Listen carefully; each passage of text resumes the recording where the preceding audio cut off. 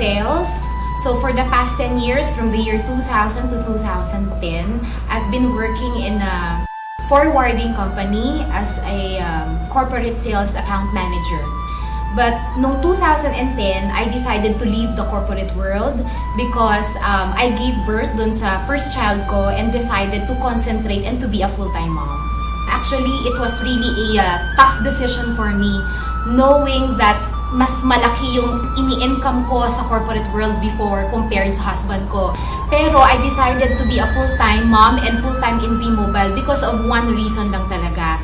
To be hands-on sa baby ko. Kasi kung ipapaalaga ko siya sa yaya o sa ibang tao, I think hindi mamamatch talaga yung pag-aalaga ng isang ina sa anak niya. Siguro lahat ng work o lahat ng business hindi naman magsa-start na madali.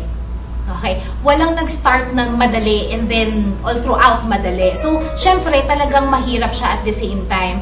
Kasi being a full-time mom, a wife, and also having a business at the same time, it's not an easy task na pagsabay-sabayan siya. You really have to budget your time every day. Like, pwede mo muna kasi asikusuhin si baby during daytime bago mo siya gawin yung business. Kumbaga, hindi talaga siya madali, pero sa lahat ng mahirap, ito na yung pinakamadali. Lagi tumatatak sa isip ko, sa business na ganito, ang pinakamadaling gawin talaga, mag-quit. Pero at the same time, kung mag-quit ka, pinakawala mo lahat yung pangarap mo. Kasi lahat naman tayo nangangarap magkaroon ng time and financial freedom.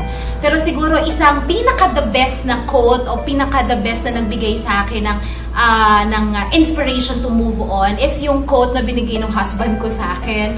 Sabi niya is, why you always give up every time there is a rejection? But look at Jesus.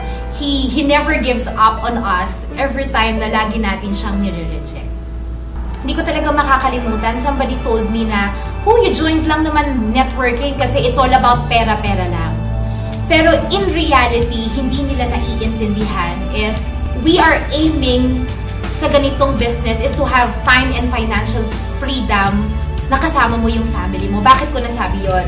Ang kapalit nun is, sinabi ko sa sarili ko, aanhin ko yung title na manager o malaking sweldo in a corporate job kung hindi ko naman maaalagaan ng anak ko. Ang gusto ko lang i-point is, lalo na sa mga mommies out there na naglulong to be a full-time mom, maalagaan ang anak nila, may chance talaga malaki.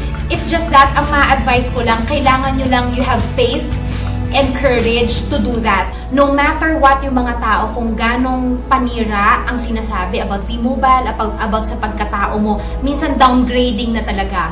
Pero ang key lang dito, isipin mo, pag tumigil ka, lalo mo lang pinatunayan sa kanila na sila ang tama at ikaw ang mali. So by continuing the business and showing your results to them na meron talagang nangyayari sa buhay mo, that's the best thing na pwede mong ipakita sa tao na you made the right choice in doing V-Mobile, not by being an employee and mawawalan ka na halos ng time para sa family. To be honest, ang pinang-invest ko dito in joining the business is last money na naming mag-asawa sa bank. Ang pera na lang namin that time is only 12,000 pesos and I invested that during the time way back 2011. Nung pag-uwi ko, 36 pesos na lang yung laman ng bank account namin. Hindi ko alam kung anong pwedeng mangyari. One thing lang ang objective ko, to take care of my child and earn at the same time. Hindi ko na nilong na lumaki pa yung sweldo. Hindi ko kailangan ng manager na title. In reality, V-Mobile taught me that more than the manager na title, mas maganda palang tawagin ka as a mentor ng libo-libo mong members on the